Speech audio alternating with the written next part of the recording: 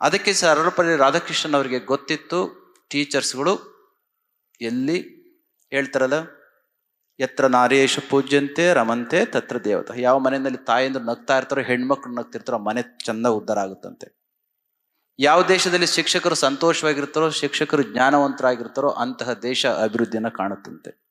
ಅದನ್ನು ಅರ್ಥಕೊಂಡು ಶಿಕ್ಷಕರ ದಿನಾಚರಣೆಯನ್ನ ಅವರ ಬರ್ಡೇ ಸಂದರ್ಭದಲ್ಲಿ ಮಾಡಿದಂತಹದ್ದು. ಹೌದಲ್ಲ, ಗೊತ್ತಿರ್ತಕ್ಕಂಥ ವಿಚಾರ.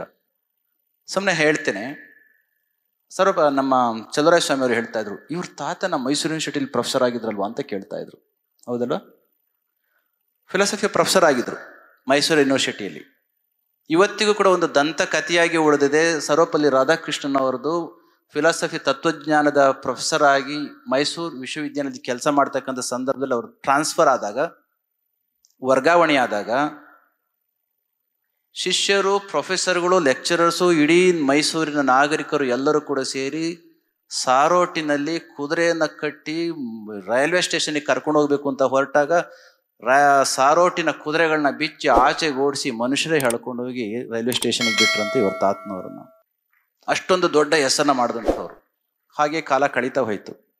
ದೇಶದ ಪ್ರತಿಷ್ಠಿತೆಯ ಸಂಕೇತವಾಗಿ ಜ್ಞಾನ, ವಿಜ್ಞಾನ, ತಂತ್ರಜ್ಞಾನ 64 ಕಲೆಗಳನ್ನು ಕೊಡಬೇಕು ಅನ್ನೋ ಕಾರಣಕ್ಕೋಸ್ಕರ ಮದನ್ ಮೋಹನ್ ಮಾಳವೀಯ ಅವರು ವಾರಣಾಸಿಯಲ್ಲಿ ಬನಾರಸ್ ಹಿಂದೂ ಯೂನಿವರ್ಸಿಟಿಯನ್ನು ತೆರೆದಿದ್ರು, BHU.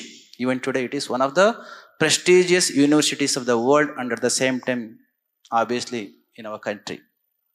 ಅಂತಹದೊಂದು ಸಂದರ್ಭದಲ್ಲಿ ಬನಾರಸ್ ಯೂನಿವರ್ಸಿಟಿ ಯಾವುದೋ ಬ್ರಿಟಿಷ್ನವರ ಕೈಗೆ ಸಿಲುಕಿ ಏನೋ ಆಗ್ಲಿಕ್ಕೆ ಹೊರಟಂತ ಕಾಲಘಟ್ಟದಲ್ಲಿ ಇವ್ರ ತಾತನವರು ಅಲ್ಲಿಗೆ ಹೋಗ್ತಾರೆ BHU ಅನ್ನ ರಕ್ಷಣೆ ಮಾಡಲಿಕ್ಕೆ. ಅಲ್ಲಿ ವರ್ಕ್ ಮಾಡ್ತಕ್ಕಂಥ ಸಂದರ್ಭದಲ್ಲೇ ಸ್ವಾತಂತ್ರ್ಯ ಬಂತು. 1949 ಇಟ್ ಸೀಮ್ಸ್. ವಿಜಯಲಕ್ಷ್ಮಿ ಪಂಡಿತ್ರವರು ನೆಹರು ಅವರ ಸಿಸ್ಟರ್, ಸಹೋದರಿ, 47ರಿಂದ 49 ರಷ್ಯಾದಲ್ಲಿ ರಾಯಭಾರಿ. ವಿಜಯಲಕ್ಷ್ಮಿ ಪಂಡಿತ್ ನೆಹರು ಅವರಿಗೆ ಹೇಳಿದ್ರಂತೆ, ಆ ಮನುಷ್ಯ ಸ್ಟಾಲಿನ್ ಹತ್ರ ನಾನು ಇರ್ಲಿಕ್ಕೆ ಸಾಧ್ಯ ಇಲ್ಲ, ನನ್ನೆಲ್ಲರೂ ಬೇರೆ ಕಡೆ ಕಳಿಸ್ಕೊಟ್ಬಿಡು, ಆ ದೇಶಕ್ಕೆ ಯಾರನ್ನಾದ್ರೂ ಬೇರೆಯವ್ರನ್ನ ಹಾಕು ಅಂತ. ನಮ್ಮ ದೇಶದ ಪ್ರಧಾನಮಂತ್ರಿ ಆಗಿದ್ದಂಥ ನೆಹರು ಅವರ ತಂಗಿಯನ್ನು ಕೂಡ ಮಾತನಾಡಿಸ್ಲಿಕ್ಕೆ ಆಗದಿರೋಷ್ಟು ಗಟ್ಟಿ ಮನುಷ್ಯ ಆ ದೇಶದ ಸ್ಟಾಲಿನ್. ಆ ಯಮನ ಕೊನೆಗೆ ವಾಷಿಂಗ್ಟನ್ DC ಕಳಿಸ್ಕೊಡ್ತಾರೆ. ಇನ್ನು ಆ ದೇಶಕ್ಕೆ ಯಾರನ್ನಾದ್ರೂ ಕಳಿಸ್ಬೇಕಲ್ಲ, ಯಾರನ್ನ ಕಳಿಸೋದು? ಕೊನೆಗೆ ನೆಹರು ಅವ್ರಿಗೆ ಸಿಕ್ಕಿತ್ತು ಇವ್ರ ತಾತ ಸರ್ವಪಲ್ಲಿ ರಾಧಾಕೃಷ್ಣನ್. ಅವ್ರನ್ನಲ್ಲಿ ಕಳಿಸ್ತಾರೆ. ರಾಧಾಕೃಷ್ಣನ್ ಅವ್ರನ್ನ ಅಲ್ಲಿಗೆ ಕಳಿಸಿದ ಸಂದರ್ಭದಲ್ಲಿ ನಾಡಿನ ಜನೆಲ್ಲ ಮಾತನಾಡ್ಕೊಂಡ್ರಂತೆ, ಪಾಪ ಈ ಬಡ ಮೇಷ್ಟ್ರನ್ನ ಅಲ್ಲಿ ಕಳಿಸಿದಾರೆ, ಅವ್ರು ಏನು ಮಾಡ್ಲಿಕ್ಕೆ ಸಾಧ್ಯ? ಹೇಳಿ ಕೇಳಿ, ಅವ್ರ ತತ್ವಜ್ಞಾನದ ಟೀಚರ್. ಅಲ್ಲಿಗೆ ಹೋದ 6 ತಿಂಗಳು ಕೆರೆ ಮಾಡಲಿಲ್ಲ ಅಂತೆ. ಹೇಗ ಗೊತ್ತಾಯ್ತು ಸ್ಟಾಲಿನ್ಗೆ ಏನಂತ? ನಮ್ಮ ದೇಶಕ್ಕೆ ಭಾರತದ ರಾಯಭಾರಿಯಾಗಿ ಒಬ್ಬ ವ್ಯಕ್ತಿ ಬರಿದ್ದಾರೆ, ಏನೋ ವಿಶೇಷ ಇದೆ ಅಂತ ಎಲ್ಲ ಹೇಳ್ತಾರೆ, ಅವ್ರನ್ನ ನೋಡಬೇಕು, ಬರಕ್ಕೆ ಹೇಳಿ ಅಂತ.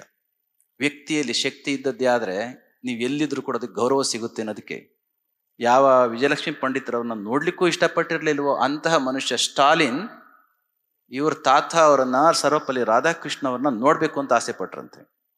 ಕೊಟ್ರು ಟೈಮ್. ಎಷ್ಟು ಗಂಟೆಗೆ? ಸ್ಟಾಲಿನ್ ಕೊಟ್ರು ಇವ್ರ ತಾತ ಅವ್ರನ್ನ ನೋಡ್ಲಿಕ್ಕೆ ಟೈಮನ್ನ, ರಾತ್ರಿ 12 ಗಂಟೆಗಂತೆ. ಖುಷಿಯಾಗಿ ಹೋಗ್ಲಿಕ್ಕೆ ಒಪ್ಕೊಂಡಿದ್ರು. ಆದ್ರೆ 12 ಗಂಟೆ ಅಂತ ಗೊತ್ತಾದ್ಮೇಲೆ ಇವ್ರ ತಾತ ನಾನು ಬರಲ್ಲ ಅಂದ್ರಂತೆ. ಬೇರೆಯವರೆಲ್ಲ ಹೇಳಿದ್ರು, ಆ ಮನುಷ್ಯ ಟೈಮ್ ಕೊಡೋದೇ ಕಷ್ಟ, ಹೋಗಿ ಸರ್ ನೋಡ್ಕೊಂಡು ಬನ್ನಿ, ಮಾತನಾಡ್ಸ್ಕೊಂಡು ಬನ್ನಿ ಅಂತ. ಇಲ್ಲ, ನಾನು ಬರೋದಿಲ್ಲ, 12 ಗಂಟೆಗೆ ಹೋಗಿ ನನಗೆ ಅಭ್ಯಾಸ ಇಲ್ಲ, 9 ಗಂಟೆ ಮೇಲೆ ನಾನು ಆಚೆಗೆ ಹೋಗ್ಲಿಕ್ಕೆ ಇಷ್ಟ ಇಲ್ಲ, ನಾನು ಹೋಗೋದು ಇಲ್ಲ, ನನ್ನ ಪರಂಪರೆ ಅಲ್ಲ ಅಂದ್ರು. ಈ ವಿಚಾರವನ್ನ ಸ್ಟಾಲಿನ್ಗೆ ಹೇಳಿದಾಗ ಸ್ಟಾಲಿನ್ ಕೊನೆಗೆ ಕಾಂಪ್ರಮೈಸ್ ಮಾಡಿಕೊಂಡು ಸರ್ವಪಲ್ಲಿ ರಾಧಾಕೃಷ್ಣನ್ ಅವರು ಇವ್ರ ತಾತನವರಿಗೆ 9 ಗಂಟೆಗೆ ಟೈಮ್ ಕೊಟ್ರಂತೆ, 12 ಗಂಟೆ ಬಿಟ್ಟು. ಅಷ್ಟು ಶಕ್ತಿ ಇವ್ರ ತಾತನವ್ರದ್ದು. ಸ್ಟಾಲಿನ್ ಕತೆ ನಿಮಗೆ ಗೊತ್ತಿದ್ರೆ ಈ ಕನ್ವರ್ಜೇಷನ್ನ ವಿಚಾರ, ಶಕ್ತಿ ಏನು ಅಂತ ನಿಮಗೆ ಗೊತ್ತಾಗುತ್ತೆ. ಕೊನೆಗಾಯ್ತು, ಇಬ್ರು ಮಾತನಾಡ್ತಾ ಕುಳಿತುಕೊಂಡ್ರು. ಮಾತನಾಡ್ತಾ ರಾತ್ರಿ 10 ಗಂಟೆ 11 ಗಂಟೆ ಆಯಿತು. ನಮ್ಮ ದೇಶಕ್ಕೆ ಆಗ್ತಾನೆ ಸ್ವಾತಂತ್ರ್ಯ ಬಂದಿತ್ತು. ಬ್ರಿಟಿಷ್ನವರೆಲ್ಲ ದೋಚಿ ಆಗಿತ್ತು, ಬಡತನದ ಬೇಗುದಿಯಲ್ಲಿ ಬಿದ್ದಿತ್ತು. ಎಷ್ಟು ಕಷ್ಟ ಆಯಿತು ಅಂತಾನೆ ಊಟ ಮಾಡ್ಲಿಕ್ಕೂ ಕೂಡ 3 ಹೊತ್ತಲ್ಲ 2 ಹೊತ್ತು ಊಟಕ್ಕೂ ಕೂಡ ಕಷ್ಟ ಇತ್ತು ನಮ್ಮ ದೇಶದಲ್ಲಿ. ಇಂತಹ ದೇಶದ ಪರಿಸ್ಥಿತಿ ಗೊತ್ತಿದ್ರಿಂದ ಇವ್ರ ತಾತನವರಿಗೆ, ಸರ್ವಪಲ್ಲಿ ರಾಧಾಕೃಷ್ಣನ್ ಅವರಿಗೆ ಸರಿ ರಾತ್ರಿಯಲ್ಲಿ ಸ್ಟಾಲಿನ್ ಹೇಳಿದ್ರಂತೆ, ಮಕ್ಕಳ ಏನಂತ ಗೊತ್ತಾ? Doctor, you have come to my country 6 months ago. On coming to my country, in last 6 months, you must have traversed entire country. In last 6 months, you must have seen the development and the progress and its model. You coming from such a poverty-ridden country, why don't you take this development model for your country for the progress?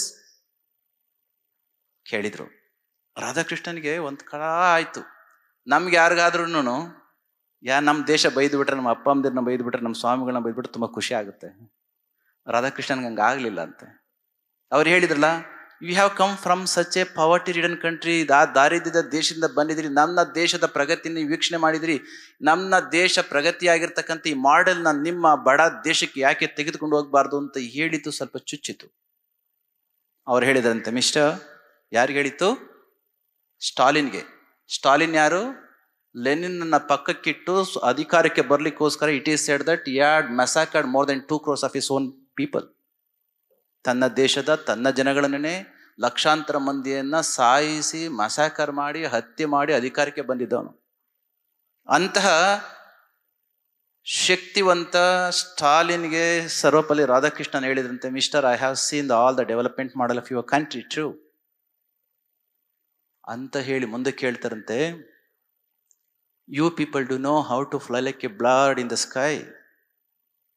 You do know how to swim like a fish in the ocean.